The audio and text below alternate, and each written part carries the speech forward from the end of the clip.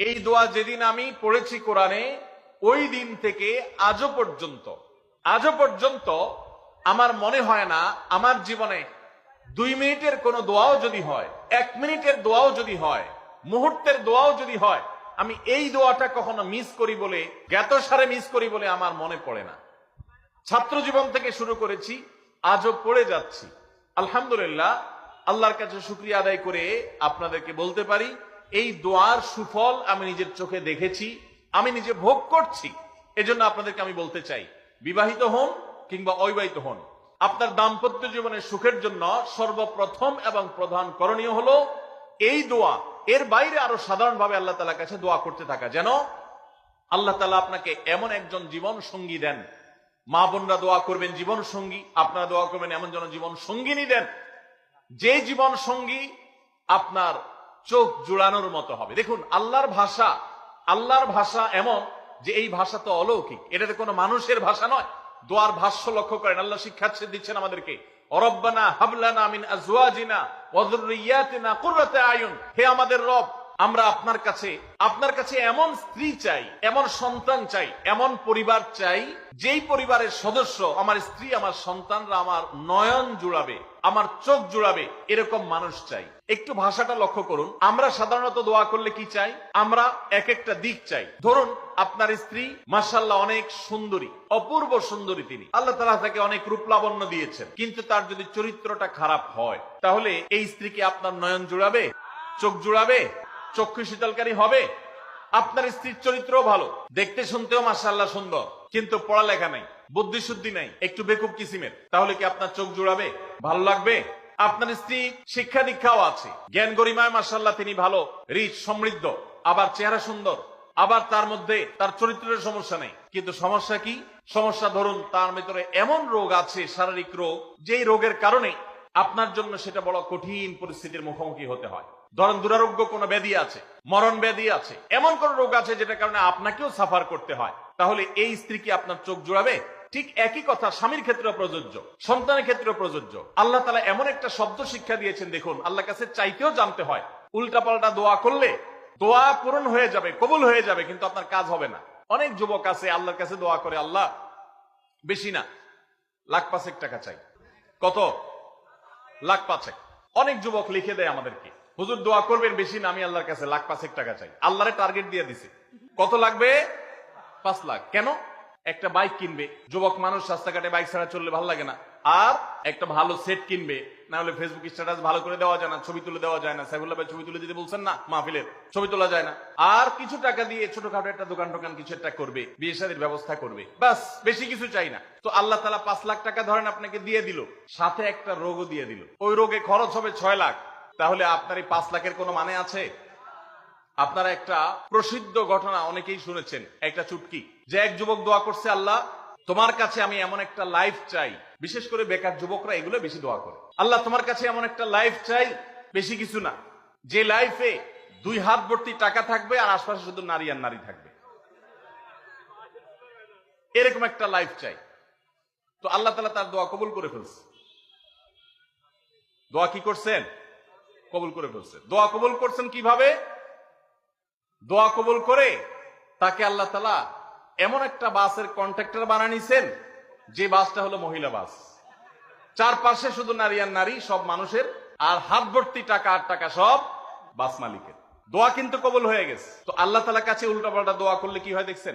দেখুন, দাম্পত্য জীবনে সুখের জন্য দোয়া কিভাবে করতে হবে আল্লাহ শিখিয়ে দিয়েছেন। রব্বানা হাবলানা মিন আজওয়াজিনা ওয়া যুররিয়াতিনা কুররাতা আয়ুন। আল্লাহ আমার পরিবারের সদস্যরা যেন এমন হয় যে তাদেরকে দেখলে আমার নয়ন জড়িয়ে যাবে। অর্থাৎ নয়ন জোড়াতে হলে সব দিক থেকে পারফেক্ট হতে হবে, সব দিক থেকে ভালো হতে হবে, তখনই তো দিল জুড়াবে। ওয়াজআলনা লিল মুত্তাকিনা ইমামা। আর আমাদের সবাইকে, গোটা পরিবারকে আপনি মুত্তাকিদের ইমাম বানায় দেন, সৎ মানুষ বানায় দেন। কারণ সৎ যদি না হয়, আল্লাহভীরু যদি না হয়, তাহলে কখনো তাদের মাধ্যমে আপনি সুখ শান্তি পেতে পারেন না। তাহলে প্রথম করণীয় দাম্পত্য জীবনের সুখের জন্য, সুখী দাম্পত্যের জন্য আল্লাহর কাছে দোয়া করতে থাকা। সূরা ফুরকানের ৭৪ নম্বর আয়াত, এর পাশাপাশি আরো যত আয়াত আছে, অথবা সাধারণভাবে আপনি আল্লাহর কাছে, আল্লাহ আমি ভালো সঙ্গী যেন পাই, সেজন্য দোয়া করতে থাকবো। আল্লাহ আমাদেরকে তৌফিক দান করুন। নাম্বার 2, জীবন সঙ্গী নির্বাচনের ক্ষেত্রে দিনদারিতাটাকে অগ্রাধিকার দেওয়া। কোনটাকে অগ্রাধিকার দেওয়া? ধার্মিকতাকে অগ্রাধিকার দেওয়া। নবী করিম সাল্লাল্লাহু আলাইহি ওয়াসাল্লামের প্রসিদ্ধ একটা হাদিস আপনারা অনেকে শুনেছেন, তিনি বলেছেন তুনকাহুল মারআতু লিআরবা, চারটি জিনিস দেখে সাধারণত মেয়েদেরকে বিয়ে করা হয় বা মেয়েরা ছেলেদেরকে বিয়ে করে। চারটি জিনিস, সে চারটি জিনিসে একটি হলো লিমালিহা, সাধারণত পয়সা করে দেখে বিয়ে করা হয়। অনেক ছেলে ফেলে আছে দেখবেন, ছেলে ফেলে কি মুরব্বীরাও আছেন অনেকে, যে ছেলে বিয়ে করার জন্য পয়সাওয়ালা বাপের মেয়ে খোঁজে, আছে না নেই? পয়সাওয়ালা বাপের মেয়ে খোঁজে। কত যুবক যে পর্যন্ত চিরকুট লিখে পাঠিয়েছে আমাদের কাছে যে হুজুর বেকারের জন্য কেউ মেয়ে বিয়ে দিতে চায় না। আবার অনেকে লিখে পাঠিয়েছে হুজুর সরকারি চাকরি ছাড়া মেয়ের বাবারা মেয়ে দিতে চায় না। আছে না এই সমস্যা? তো নবী সাল্লাল্লাহু আলাইহি ওয়াসাল্লাম বলেছেন সম্পদ দেখে অনেকে বিয়ে করে, আবার অনেকে রূপ লাবণ্য চেহারা ছবি দেখে বিয়ে করে, অনেকে সামাজিক অবস্থান প্রতিপত্তি বংশমর্যাদা দেখে বিয়ে করে, আর অনেকে দিনদারিতা ধার্মিকতা দেখে বিয়ে করে। নবী সাল্লাল্লাহু আলাইহি ওয়াসাল্লাম বলেছেন ফাজফার বিজাতিদ দ্বীন, তোমরা বিয়ের ক্ষেত্রে এই ধার্মিকতা দেখে বিয়ে করে সেই বিয়ে তোমরা সফল হওয়ার চেষ্টা করবে, কারণ এটাই হলো সুখের মূল চাবিকাঠি। আপনার স্ত্রী, আপনার স্বামী, আপনার জীবন সঙ্গী সঙ্গিনী যদি নেককার হন, আল্লাহভীরু হন, তার যদি কোন একটা জায়গায় সারেন্ডার করার জায়গা থাকে, তো আপনি নিশ্চিত থাকতে পারেন তাকে নিয়ে আপনি সুখে থাকবেন। আর যদি সে আল্লাহর কাছে নিজেকে সারেন্ডার না করে, আল্লাহর কাছে নিজেকে আত্মসমর্পণ না করে, মুত্তাকি না হয়, আল্লাহভীরু না হয়, তাহলে তাকে দিয়ে আপনি কখনো প্রকৃত সুখ সন্ধান করতে পারবেন না। এজন্য ভাইরা, দাম্পত্য জীবনের সুখের জন্য দ্বিতীয় গুরুত্বপূর্ণ বিষয় হলো জীবন সঙ্গীর সঙ্গে নির্বাচন করার ক্ষেত্রে অন্য যাই থাকুক আর না থাকুক ধার্মিকতা আছে কিনা এটা দেখতে হবে। এটা যদি দেখেন তাহলে সেক্ষেত্রে ইনশাআল্লাহ আপনি সুখী হবেন। ধার্মিকতার আবার সংজ্ঞা কি? এখানে মুশকিল হলো আজকাল মেয়েদের বোরকা পরলেই মনে করা হয় ধার্মিক, ছেলেরা নামাজ পড়তেছে মনে করা হয় ধার্মিক। এটুকুই শুধু ধার্মিকতার সংজ্ঞা নয়, ধার্মিকতার সবচেয়ে বড় সংজ্ঞা হলো কোরআন এবং হাদিসের সামনে সে নিজেকে আত্মসমর্পণ করে কিনা, সে সারেন্ডার করে কিনা। আল্লাহর নির্দেশ পেয়েছে, রাসূলের নির্দেশ পেয়েছে, আল্লাহর নিষেধাজ্ঞা রয়েছে, সেই জায়গায় সে থেমে যায় আর সে আগে বাড়ে না, নিজেকে সমর্পণ করে দেয়, মাথা নত করে ফেলে। এরকম যদি হয় তাহলে সেই ছেলে নিয়েও সুখী থাকবেন, সেই মেয়ে নিয়েও সুখী থাকবেন।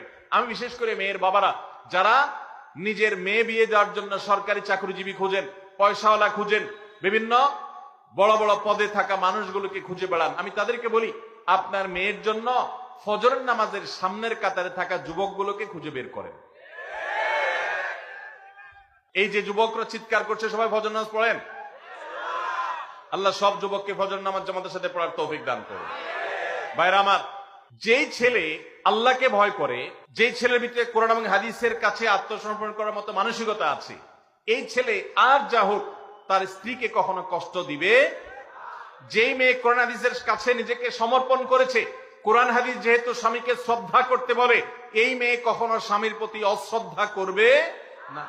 অতএব দাম্পত্য জীবনের অনেক গুরুত্বপূর্ণ একটা পয়েন্ট হলো এটা, যে আপনি তার রূপ লাবণ্য, সামাজিক অবস্থান, সম্পদ, পয়সা কড়ি এগুলো দেখেন বা না দেখেন, প্রধান বিবেচ্য বিষয় হবে তার ধার্মিকতা। এটা যদি দেখেন ইনশাআল্লাহ দেখবেন যে আপনি সুখে থাকবেন। আল্লাহ তাআলা আমাদের সবাইকে এই দিকটাকে বিবেচনা করে আমাদের দাম্পত্য জীবনকে গড়ে তোলার তৌফিক দান করুন। তৃতীয় যে পয়েন্টটি বলতে চাই তা হলো দাম্পত্য জীবনের সুখের মূল মন্ত্র হলো সবর এবং শুকর। সবর এবং আমাদের দেশে সর্বস্তরে, শুধু দাম্পত্য জীবনে না, সব ক্ষেত্রে বেসবরি, ধৈর্যহীনতা, অসহিষ্ণুতা এটা এমন পর্যায়ে চলে গেছে, আপনারা পত্রিকার পাতা খুললেই দেখবেন যে বিয়ে বাড়িতে চিংড়ি মাছ দেওয়া হয়েছে সাইজ একটু ছোট, সেজন্য মারামারি হয়ে শুধু বিয়ে ভাঙছে তা নয়, 2-4 জন মারাও গেছে।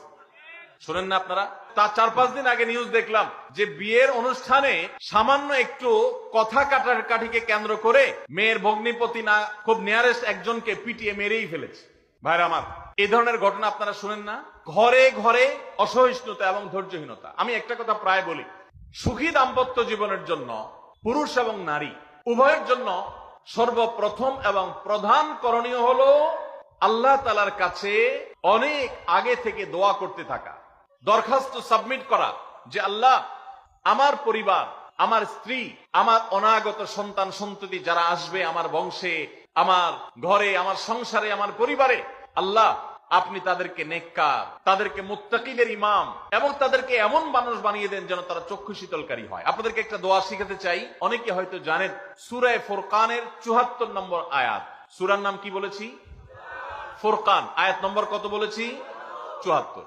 আমার বুঝজ্ঞান হইছে থেকে নিয়ে ছাত্র জীবনে যখন আমি অনেক ছোট ছিলাম, এই দোয়া যেদিন আমি পড়েছি কোরআনে, ওই দিন থেকে আজও পর্যন্ত আমার মনে হয় না আমার জীবনে 2 মিনিটের কোনো দোয়াও যদি হয়, 1 মিনিটের দোয়াও যদি হয়, মুহূর্তের দোয়াও যদি হয়, আমি এই দোয়াটা কখনো মিস করি বলে, জ্ঞাতসারে মিস করি বলে আমার মনে পড়ে না।